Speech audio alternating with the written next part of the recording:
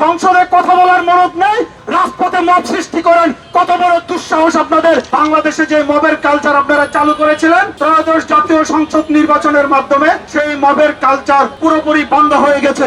আমরা 5ই আগস্ট পরবর্তী সময় বাংলাদেশে যে মবের কালচার দেখেছি, আমাদের যে ত্রয়োদশ জাতীয় সংসদ নির্বাচন, সেই নির্বাচনের মাধ্যমে প্রত্যাশা ছিল সেই কালচারটা সমাপ্ত হবে, কিন্তু আমরা দেখলাম গতকালকে মিরপুর বিশ্ববিদ্যালয় কলেজে সেই মবের কালচার, সেই পরাজিত 71-এর পরাজিত জামাত শক্তি আবার পুনরায় চালু করতে চাচ্ছে। আমরা দেখেছি সেই 71-এর যে আলবদর বাহিনীর চট্টগ্রামের প্রধান, আন্তর্জাতিকভাবে স্বীকৃত রাজাকার মীর কাশেম আলীর ছেলে, এখানকার মীর আরমান, অবৈধ এমপি মীর আরমান, তিনি এখানে বক্তব্য দিয়েছেন এবং তিনি এখানকার যে অধ্যক্ষ তার সাথে কথা বলেছেন, তাকে থ্রেট করেছেন এবং বিভিন্নভাবে এই শিক্ষা প্রতিষ্ঠানে প্রভাব বিস্তার করার চেষ্টা করেছেন। আমরা স্পষ্টভাবে বলতে চাই, বাংলাদেশের কোন শিক্ষা প্রতিষ্ঠানে এই ধরনের প্রভাব বিস্তার কিন্তু আমরা সহ্য করব না।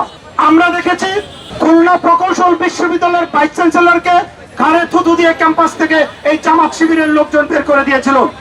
আমরা দেখেছি চট্টগ্রাম বিশ্ববিদ্যালয়ে শিক্ষকদের সাথে কিরকম বিরূপ আচরণ করা হয়েছে। আমরা দেখেছি রাজশাহী বিশ্ববিদ্যালয়ের সেই উন্মাদ আম্মার কিভাবে শিক্ষকদের কলার ধরে টানাটানি করেছেন। আমরা দেখেছি ঢাকা বিশ্ববিদ্যালয়ে কিভাবে শিক্ষকদেরকে প্রকাশ্যে লাঞ্ছনা করা হয়েছে। আমরা বলতে চাই, বাংলাদেশে যে মবের কালচার আপনারা চালু করেছিলেন ত্রয়োদশ জাতীয় সংসদ নির্বাচনের মাধ্যমে, সেই মবের কালচার পুরোপুরি বন্ধ হয়ে গেছে। এরপরেও যদি আপনাদের এত খায়েশ থাকে, আপনারা বিভিন্ন ক্যাম্পাসে মব করবেন, একটা কথা বলে রাখি, বাংলাদেশে জায়গা হবে না আপনাদের।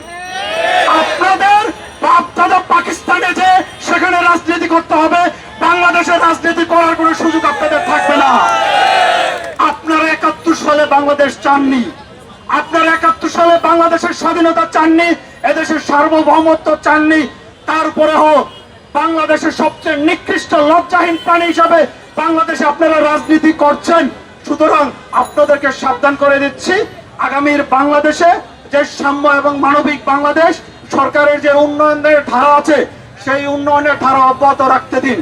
আপনারা আপনাদের যত কথাবার্তা আছে সেগুলো সংসদে বলবেন। সংসদে কথা বলার মনত নেই, রাজপথে মব সৃষ্টি করেন। কত বড় দুঃসাহস আপনাদের! এই দেশের 51% ভোটার বিএনপি কে এই জাতীয় নির্বাচনে ভোট দিয়ে কিন্তু ক্ষমতায় বসিয়েছে। সুতরাং সাবধান হয়ে যান।